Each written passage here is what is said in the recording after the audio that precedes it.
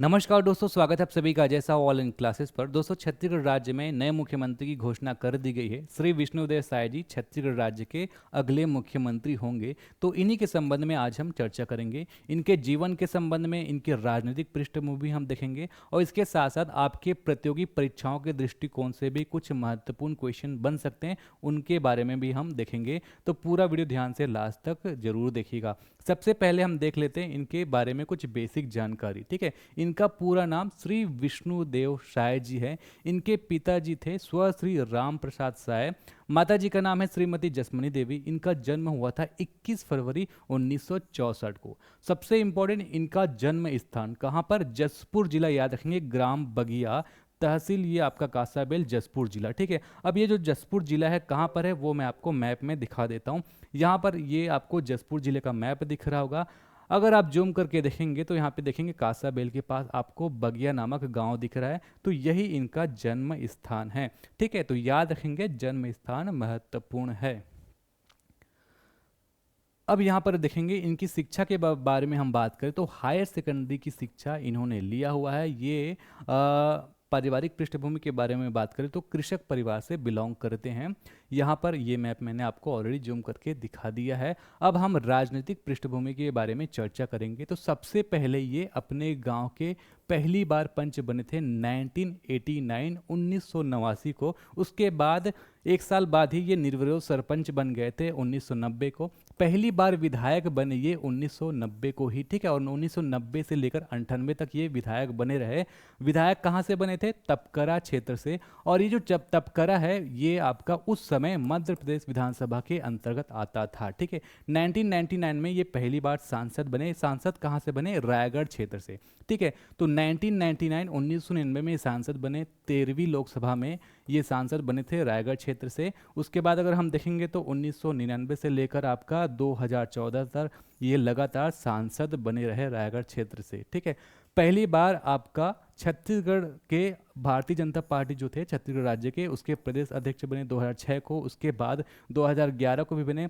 2014 में जब मोदी सरकार पहली बार आई थी तो उस समय ये केंद्रीय मंत्री भी बने थे। उसके बाद 2020-22 में ये दोबारा प्रदेश अध्यक्ष बनाए गए बीजेपी छत्तीसगढ़ राज्य के। ठीक है, अगर आप देखेंगे तो 2023 में ये राष्ट्रीय कार्य समिति सदस्य भी बने भाजपा के। उसके बाद ये अभी छत्तीसगढ़ राज्य के मुख्यमंत्री घोषित कर दी गए हैं। कुनकुरी सीट से ये जीते थे। ठीक है, तो याद रखेंगे कौन से सीट से ये जीते थे?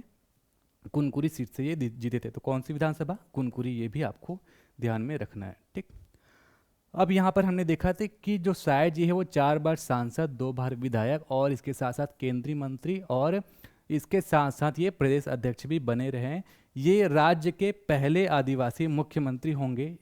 अब यहाँ पर भी एक चीज़ आपको याद रखना है, भाजपा से आने वाले भी ये पहले आदिवासी सीएम होंगे और राज्य के पहले आदिवासी मुख्यमंत्री होंगे। हालांकि जो इससे पहले छत्तीसगढ़ के प्रथम मुख्यमंत्री से श्री अजित जोगी, तो अजित जोगी को भी आदिवासी समाज से माना जाता है, लेकिन इनका जो मामला है अभी कोर्ट में लंबित है। तो ये दोनों जानकारी भी आपको ध्यान में रखना है। यहाँ पर अगर आप देखेंगे तो कुनकुरी विधानसभा का चुनाव परिणाम यहाँ पे आपको दिख जाएगा।